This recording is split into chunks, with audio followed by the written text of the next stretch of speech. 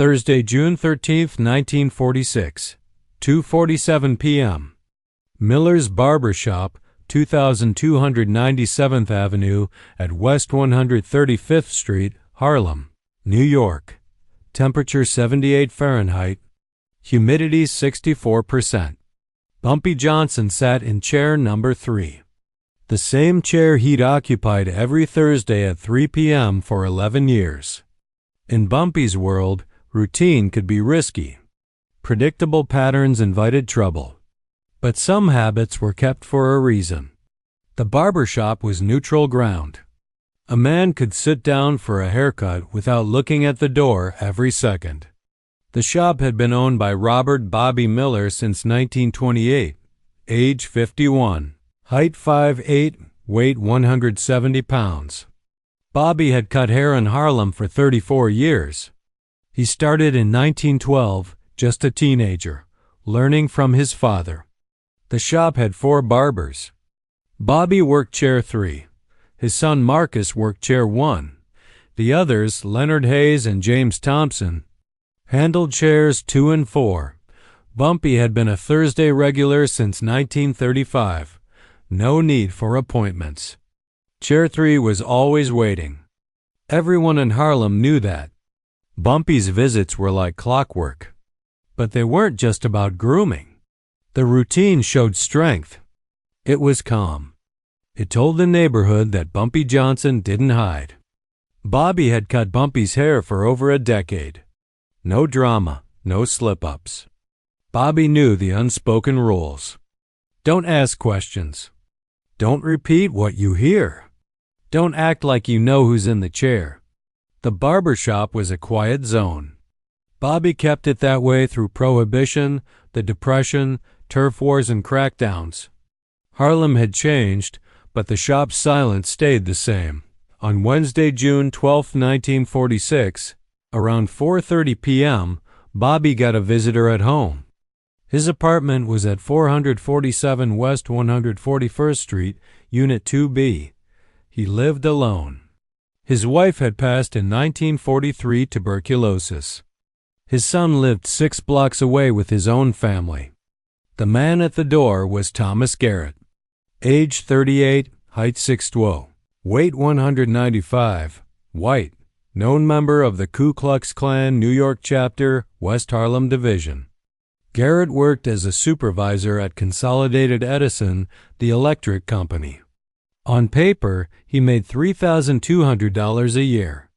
Off the books, his work for the Klan brought in about $1,500 more. He recruited, organized, connected with other chapters across the city. He knocked on Bobby's door at 4:31. Bobby opened it. He knew the face. Everyone in Harlem recognized those men. No robes needed. Their faces were known. "Bobby Miller, we need to talk." Garrett's voice was casual. Not angry. Not loud. Just businesslike. "I don't talk to KKK. Get off my property." Bobby moved to close the door. Garrett raised his hand. Not pushing, just holding the door in place. "I'm not here to threaten you. Just an offer. 5 minutes. Hear me out, then I'm gone." Bobby paused. 5 minutes might tell him something useful. He opened the door and let Garrett in. The apartment was small but neat. 1 bedroom, a little kitchen, tidy living room. Garrett sat down without being asked. "You cut Bumpy Johnson's hair every Thursday at 3. Bobby said nothing, acknowledging that was a line he wouldn't cross. Everyone knows it. "I'm not asking. Just stating." Garrett reached into his coat and pulled out an envelope. He placed it on the table. "There's $2,000 in there. All cash. It's yours for one thing. Just one piece of information." Bobby glanced at the envelope. That was more than 8 months of income. More than he had saved. It could wipe out his debts, fix up the shop, maybe even fund the vacation he'd never taken. What information? His voice was quiet, controlled. "Tomorrow, Thursday, June 13th, 3 o'clock. I need to know if Bumpy shows up, if he's alone or with someone, if anything's different. That's all. Bobby knew right away what that meant. They were planning something. An ambush, maybe when Bumpy stepped out. They wanted timing, position, opportunity. No, I don't betray clients. Get out. Bobby stood. Garrett stayed seated. Think it over. 2000 can change things. You're 51. You work 6 days a week. You make what, $250 a month? One bad fall, one hospital bill, and you're broke. This money? It's stability. It's options. Bobby walked to the door, opened it wide. Now. Garrett rose, picked up the envelope, and walked to the door. He paused beside Bobby. Offer stands until tomorrow, 2 p.m. If you change your mind, call this number. He handed Bobby a business card. If we don't hear from you by 2, we go ahead without your help. But we'll remember that you had a choice. Garrett walked out. The door clicked shut behind him. That memory would matter later. Garrett left. Bobby shut the door, locked it, sat back down on the sofa, and stared at the business card. Thomas Garrett. Consolidated Edison, supervisor, a phone number written on the back in pencil. Bobby thought about the $2,000. He thought about the debts he carried. He thought about his wife's medical bills, still unpaid years after her death. He thought about the leaking roof at the shop. He thought about his son Marcus, who wanted to grow the business but didn't have the money. Then Bobby thought about Bumpy Johnson. 11 years of trust. 11 years of routine. 11 years of Bumpy sitting in chair 3 every Thursday at exactly 3 o'clock. Reading the Amsterdam News, a trim, a shave, a $5 tip. No trouble. No incidents. At 11:47 p.m. Wednesday night, Bobby Miller picked up the phone. He dialed the number written on the card. The phone rang 4 times. Garrett answered. This is Bobby Miller, the barber. I remember, Garrett said. Have you reconsidered? Yes, tomorrow, Thursday, 3 p.m. He comes alone. No security inside the shop. Usually 2 men outside, waiting in a black Cadillac on 7th Avenue. Where does he go after? I don't know. He pays, he tips, he leaves. That's enough. The money will be delivered tomorrow afternoon. Thank you, Bobby. The line went dead. Bobby sat there holding the phone. He had just sold information about Bumpy Johnson to the KKK for $2,000. He had broken every rule of the barber shop. He had betrayed 11 years of silence and trust. He told himself it wasn't personal. This was survival. This was money. Bumpy Johnson was a criminal. The KKK was just another gang. Let them deal with each other. Bobby was just a barber. A businessman. A man trying to get by. Thursday, June 13th, 1946.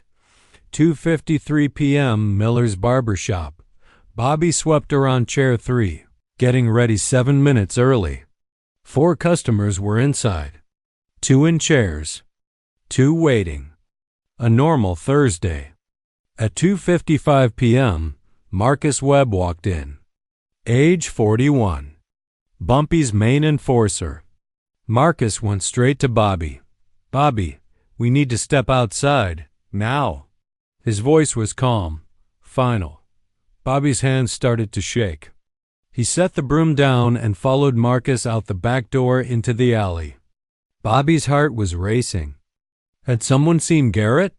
Had someone heard the call? Marcus lit a cigarette. Bumpy wanted me to tell you something. He appreciates your loyalty. 11 years. No issues. Bobby let out a breath. They didn't know. Tell him I appreciate his business, Bobby said. There's more, Marcus continued. We're hearing things. KKK might be planning something in Harlem. We're taking precautions. If you hear anything strange, you tell us, immediately. Understand? Bobby nodded. Of course. Marcus crushed the cigarette under his shoe. Good. Bumpy'll be here at 3. Same as always. He walked away. Bobby went back inside. His hands were still shaking. They knew something was coming. And Bobby had just helped the other side. At 2:58 p.m., Bobby made up his mind. He would call Garrett, cancel everything, give the money back. This was too dangerous. He picked up the phone in the back of the shop and started dialing. At exactly 3 p.m., the door opened. Bumpy Johnson walked in. Bobby hung up. Too late. The routine continued. Bumpy sat in chair 3. Bobby wrapped a cape around him. How's business, Bobby? Good, steady. They worked in silence. Bobby's hands shook just enough to notice. Bumpy noticed. He said nothing. 18 minutes. Trim. Straight razor. Hot towel. Aftershave. At 3:22, Bumpy stood and checked the mirror. Looks good. Same as always. $3 for the cut. $5 tip. He headed for the door. Mr. Johnson, Bobby said. Bumpy turned. Bobby hesitated. The words were there. The warning. But they wouldn't come out. Just be careful. Heard some things. Bumpy smiled slightly. I'm always careful. He left at 3:24 p.m. Bobby watched through the window. Bumpy entered the black Cadillac on 7th Avenue. The car drove off. Nothing happened. No move, no attack. At 4:15 p.m., Thomas Garrett walked into the shop carrying a brown paper bag. He set it on the counter. Restroom, he said. Bobby nodded. Garrett disappeared inside. Bobby opened the bag. $2,000, all cash. He counted it. Garrett came back out. Pleasure doing business, Bobby. We'll be in touch. He left out the money felt heavy. Wrong. At 5:30 p.m., Bobby closed the shop and walked home. He kept checking the bag. At 5:47, he locked his apartment door and counted the cash again. Still there. Still real. At 6 p.m., someone knocked. 3 sharp knocks. Bobby stood and walked to the door. Who is it? Police. Open up. Bobby opened the door. 2 men stood in the hallway. Both white. Both in suits. Not uniforms. Not local police. Maybe detectives. Maybe federal agents. Robert Miller? Yes. What's this about? They stepped inside without waiting for an invitation. One of them closed the door and locked it. Bobby's confusion shifted into fear. We're not police, the taller man said. His voice was calm, controlled. We work for Bumpy Johnson. We need to talk about a phone call you made last night. Bobby's legs nearly gave out. They knew. They had known the entire time. The day hadn't been normal. It was a test. And he had failed. I can explain, Bobby said. They pressured me. I needed the money. Sit down, Bobby, the shorter man said, pointing to the sofa. Bobby sat. The brown paper bag was still on the coffee table. Impossible to ignore. You called Thomas Garrett at 11:47 p.m. Wednesday, the taller man said. You confirmed Bumpy Johnson's schedule. You provided details about his protection. You accepted $2,000. Is that correct? Bobby nodded. His throat felt locked. The KKK planned to attack Bumpy outside your shop today, the man continued. 3 men positioned nearby. Your information made their plan possible. Bobby began to cry. Not from fear. From shame? From realizing what could have happened. We've been watching Garrett for 6 months, the man said. We knew about the plan days ago. We allowed it to move forward to identify everyone involved. The men behind it are no longer a concern, Garrett included. He paused. That brings us to you. The taller man walked to the window and looked out. Bumpy has rules. Betrayal isn't negotiated. It isn't excused. You broke 11 years of trust for $2,000. Bobby understood what that meant. Please, he said. I have a son. He has children. I made a mistake. We know, the man replied. We know your family. We know your debts. We understand why you did it. Understanding doesn't change the outcome. The shorter man picked up the paper bag. You're coming with us. Say nothing. Bring nothing. Walk calmly. Bobby stood. His body moved on instinct. They escorted him outside to a black sedan parked at the curb. He was placed in the back seat. One man sat beside him. The other drove. The ride lasted 11 minutes. North on 7th Avenue. A right turn. Then silence. They stopped near an old industrial warehouse. The building was empty, worn down, forgotten. Inside, the space was quiet. One large freezer stood against the wall, humming steadily. Marcus Webb was there, leaning against it, smoking. He looked at Bobby without emotion. You betrayed Bumpy, Marcus said. You know what that means. Marcus, please, Bobby said. I didn't think. I was desperate. Exactly, Marcus replied. You didn't think. Marcus opened the freezer door. Cold air rushed out. He spoke evenly. This is a commercial unit. Designed for storage. Efficient. Reliable. Bobby started to panic. The men held him steady. We intercepted your call, Marcus continued. Garrett's phone has been monitored for months. We heard everything. We needed to know if you'd go through with it. If you knew, Bobby cried, why didn't you stop me? Because we needed to know who you were, Marcus said. Loyal or for sale? He closed the freezer door. You chose money. Marcus nodded once. The men moved Bobby forward. The warehouse was isolated. No one outside could hear. The door closed. No one could hear him. No one was coming. They pushed Bobby into the freezer. He fell hard onto the metal floor. The cold hit instantly sharp and overwhelming. He tried to stand, scrambled toward the door, but Marcus pulled it shut.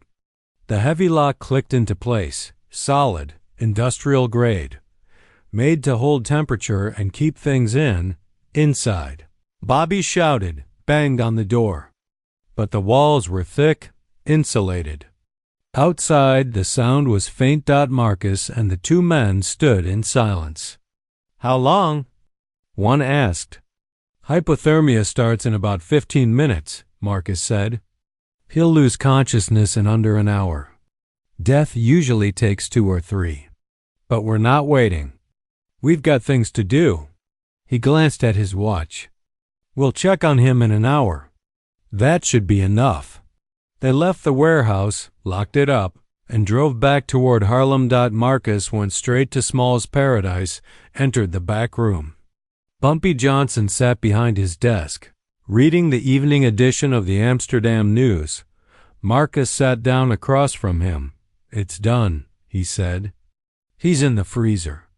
I'll check on him again in 45 minutes. Bumpy didn't look up. Bobby gave us 11 clean years, he said. Not one issue. Then $2,000 changed everything, Marcus said. Desperation makes people gamble, Bumpy replied. He was drowning in debt. He saw a way out. I understand it. But I don't excuse it. He stood, walked to the window, looked out at the street. People moving, stores open, kids laughing. Just another Thursday evening in Harlem. The message needs to be clear, he said. Betray me, and there's a price. People need to see that. Where do you want him found? Marcus asked, though he already knew, in his own freezer. At the shop. The one in back where he keeps supplies. Clean him up. I want him to be seen. I want Marcus Jr. to be the one who finds him. I want him to understand what happened. And why? Marcus gave a small nod. It was a harsh call. Cruel, even. But the message wasn't just for the son, it was for the whole neighborhood. For anyone who might even think about turning on Bumpy Johnson. At 7:38 p.m., Marcus returned to the warehouse. The two men followed. They opened the freezer. Bobby was unconscious. Skin pale, lips blue.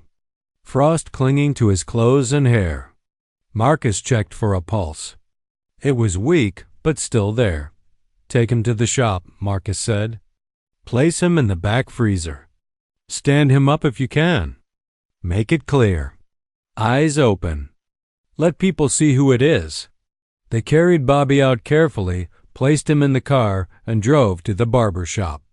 It was dark, locked up for the night. Marcus used the key one Bobby had given Bumpy years ago. Standard practice. Bumpy held keys to half the businesses in Harlem. Security, leverage, access. They entered through the back. The walk-in freezer stood against the far wall. Not as cold as the one at the warehouse, but cold enough. Just below freezing. Mostly used for supplies and sometimes leftovers.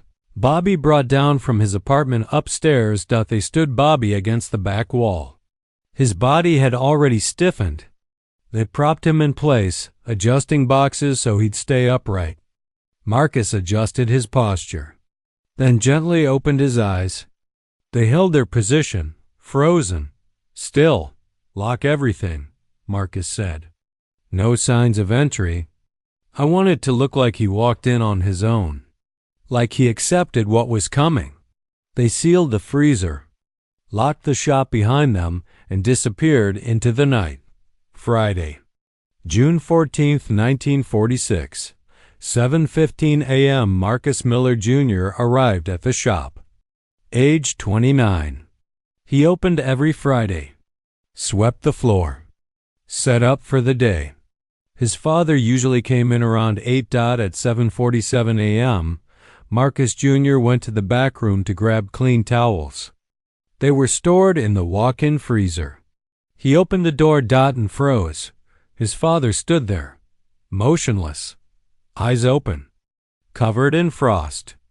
Upright like he'd been waiting, Marcus Jr. dropped the towels and stumbled back, then ran to the front of the shop. His hand shook as he picked up the phone. He called the police. They arrived at 8:03, 2 officers from the 28th Precinct. They saw the body, radioed for detectives. The detectives showed up at 8:31. They took photos, measured the scene, and sat down with Marcus Jr. When did you last see your father? Yesterday evening. Around 6.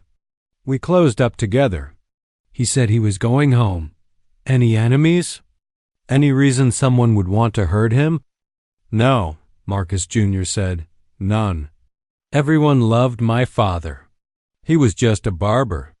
He didn't have enemies. The medical examiner arrived at 9:17 a.m. Dr. Louis T. Wright from Harlem Hospital.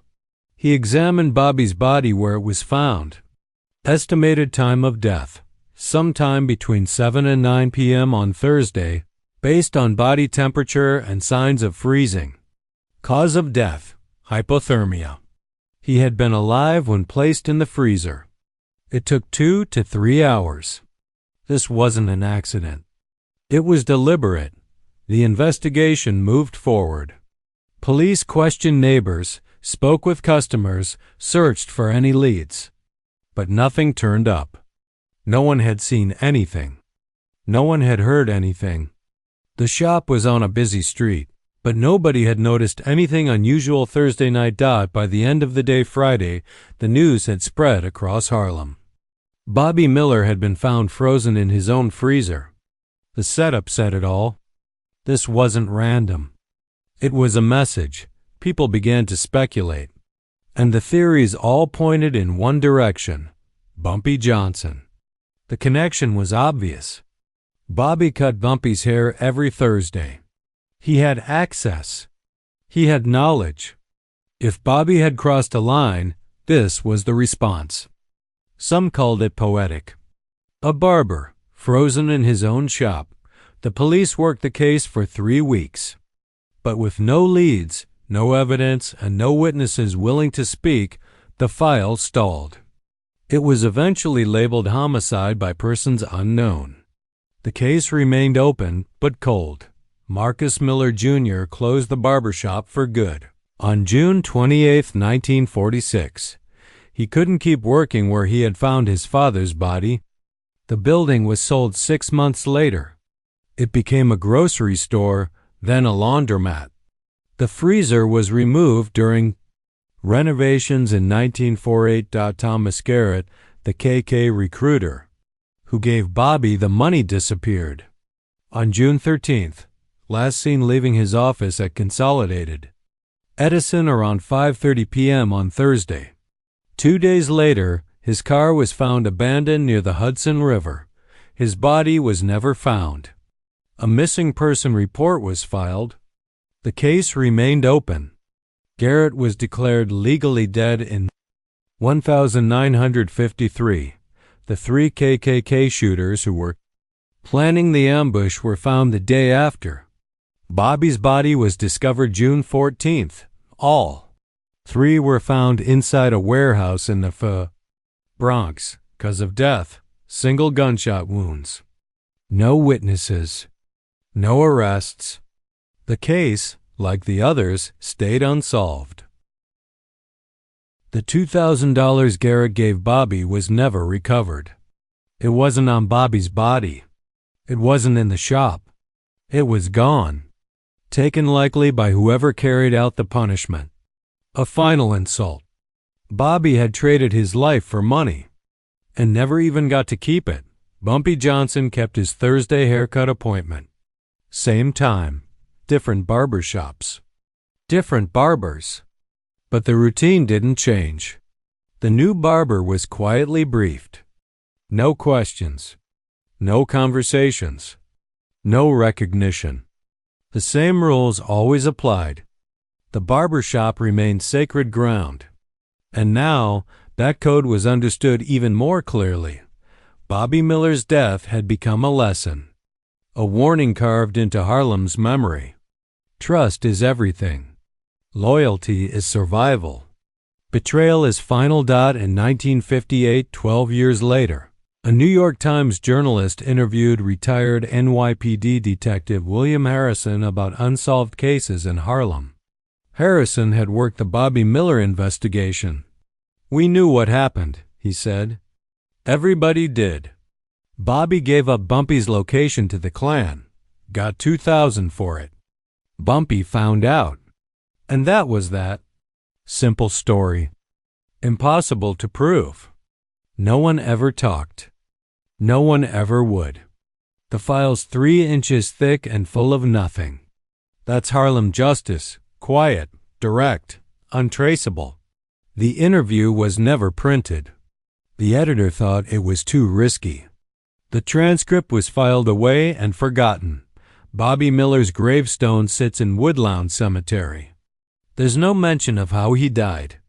Just the basics. Robert Miller, 1895 to 1946, beloved father and barber. Rest in peace, his son Marcus, Jr. paid for the stone. He never spoke publicly about his father again. Moved to Philadelphia in 1947. Opened a small corner store. Lived a quiet life. Passed away in 1983. He was buried next to his father. Thursday, June 13, 1946, 11:47 p.m. Bobby Miller made the call. Thursday, 3 p.m. Bumpy walked into the shop like always. Thursday, 7 p.m. Bobby entered the freezer alive. Friday, 7:47 a.m. Bobby was found, frozen. 7 hours from betrayal to consequence. That wasn't just retaliation. That was a message. In Harlem, trust is absolute. The money didn't matter. The threats didn't matter. Only loyalty mattered. Bobby chose $2,000 over 11 years of trust. He was found frozen in his own shop because Bumpy Johnson needed everyone to remember betrayal has only one outcome: final, cold, unmistakable.